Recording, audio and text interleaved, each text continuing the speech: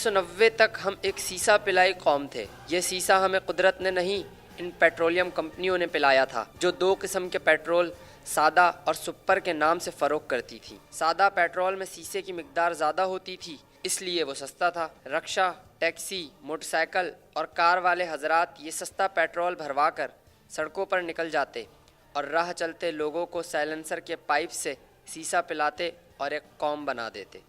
Europe ने, जो हमारे ईमान, इत्तेहाद और तंजीम से हमेशा खाइफ रहता है, एक साजिश के तहत माहौलियात की वजारत बनवाई और आसिफ अली जरदारी को उसका पहला वजीर लगवा दिया। वजारत माहौलियात ने पेट्रोलियम कंपनियों को हुक्म दिया कि मिलावट शुदा पेट्रोल बेचना बंद करें और बगैर सीसे का पेट्रोल फरोख्त करें। बगैर सीसे का पेट्रोल महंगा था, लिहाजा महंगाई भी बढ़ती गई और सीसा पिलाई कौम का इत्तेहाद भी बिखर गया। नादान समझते हैं कि कौम को तबकों और तफर्रकों में सियासतदानों ने बांटा है। जी नहीं, इनको साइंसदानों ने बांटा है।